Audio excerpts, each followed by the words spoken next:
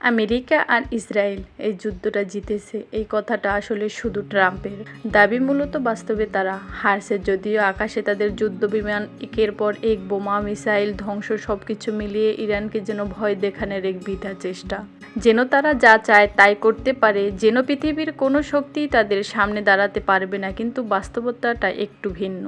এই পুরো খেলায় তারা এমন একটা ভুল করেছে যেটা তাদের ধীরে ধীরে তাদের গলারই ফাঁস হয়ে যাচ্ছে। কারণ শক্তি দিয়ে সব কিছু নিয়ন্ত্রণ করা যায়, এই ধারণাটা তারা আবারও প্রমাণ করতে গিয়েছিল।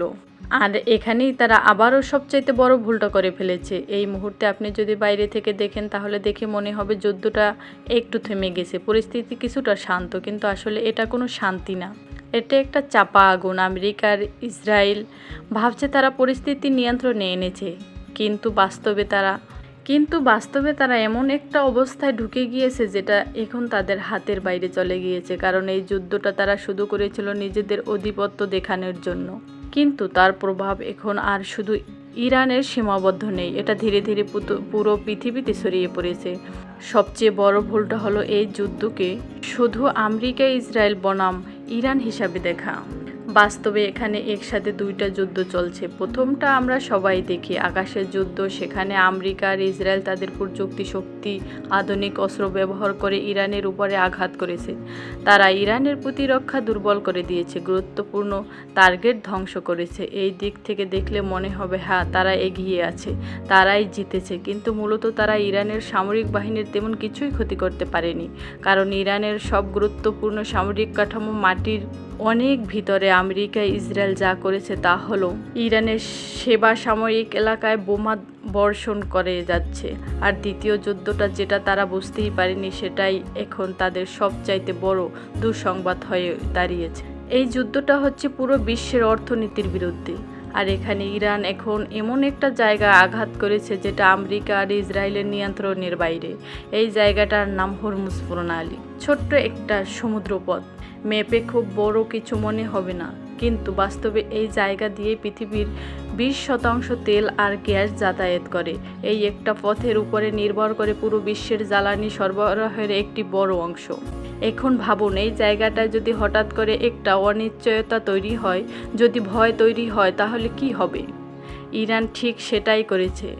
তারা পুরো পথ বন্ধ করে দেয়নি, কারণ সেটার দরকারও নেই। তারা শুধু এমন একটা পরিবেশ তৈরি করেছে যেখানে প্রতিটা জাহাজ, প্রতিটা কোম্পানি, প্রতিটা ইন্স্যুরেন্স প্রতিষ্ঠান ভাবছে এই পথ যাওয়া কি আদৌ নিরাপদ। মাঝে মাঝে ড্রোন, মিসাইল, সামুদ্রিক মাইন এগুলো ব্যবহার করে তারা একটা বার্তা দিয়েছে, এই পথ আর আমাদের জন্য আগের মতো নিরাপদ না। আর এই একটা বার্তায় পুরো সিস্টেমকে নাড়িয়ে দিয়েছে। ফলাফলটা খুব দ্রুতই সামনে এসেছে। জাহাজগুলো আশা কমিয়ে দেয়, তেলের সরবরাহ কমে যায়, দাম বাড়তে শুরু করে। আর এই দাম বাড়ার প্রভাব এখন শুধু একটা দেশের উপর না, পুরো পৃথিবীর উপর পড়ছে। আর এখানে এসেই পুরো খেলাটা ঘুরে যায়। আমেরিকার ইসরায়েল যতই আকাশের শক্তি দেখাক, তারা এই বাস্তবতাটা কিন্তু বদলাতে পারছে না। কারণ এটা কোনো সামরিক যুদ্ধ না, এটা জিওগ্রাফিক আর ইকোনমির খেলা। বোমা দিয়ে আপনি একটা দেশের শহর ধ্বংস করতে পারেন, কিন্তু একটা গোটা সমুদ্রপথের গুরুত্ব মুছে ফেলতে পারেন না।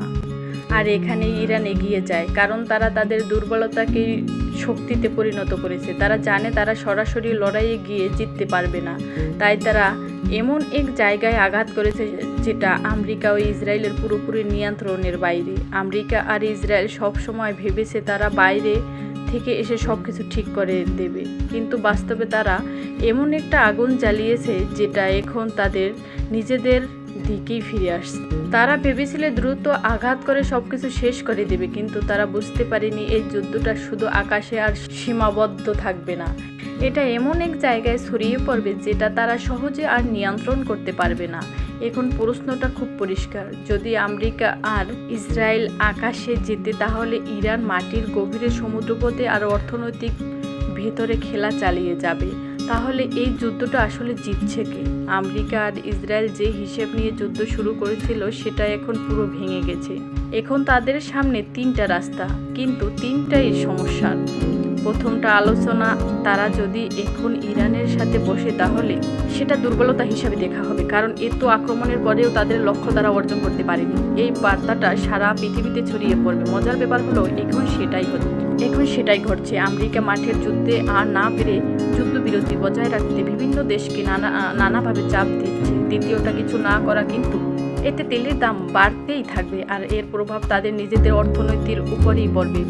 জনগণের উপরে চাপ বাড়বে আর সেই চাপ আমেরিকার প্রেসিডেন্টকে ক্ষমতাচ্যুত পর্যন্ত করতে পারে। কিন্তু ইরানের ভূগোল এমন, যেখানে এই ধরনের যুদ্ধ দীর্ঘ ব্যয়বহুল আর অনিশ্চিত হয়ে যাবে। ইতিহাস বলে এই ধরনের যুদ্ধ শুরু করা সহজ, কিন্তু শেষ করা অনেক কঠিন। আর এমন পরিস্থিতিতে ইরানে মাটিতে নেমে আক্রমণ আমেরিকার জন্য প্রায় অসম্ভবই বলা যায়। আর এখানেই একটা গুরুত্বপূর্ণ বিষয় সামনে আসে। আমেরিকার ইসরায়েল যে ব্লকেট তৈরি করার চেষ্টা করছে সেটাও কিন্তু পুরোপুরি কাজ করছে না, কারণ ইরান সরাসরি সবকিছু বন্ধ না করেও শুধু ভয় আর অনিশ্চয়তা তৈরি করে পুরো সিস্টেমটি নড়বড় করে দিয়েছে। আর এই জায়গাতে ইরানের কৌশলটা পরিষ্কার হয়ে যায়। তারা জিততে চায় না, তারা শুধু টিকে থাকতে চায়। যতদিন তারা এই পরিস্থিতি ধরে রাখতে পারবে ততদিন পুরো বিশ্বের উপরে চাপ বাড়তে থাকবে, আর সেই চাপ সরাসরি গিয়ে পড়বে ট্রাম্পের উপর। এই অবস্থায় আমেরিকা আর ইসরায়েল আসলে একটা ফাঁদের মধ্যে আটকে গেছে।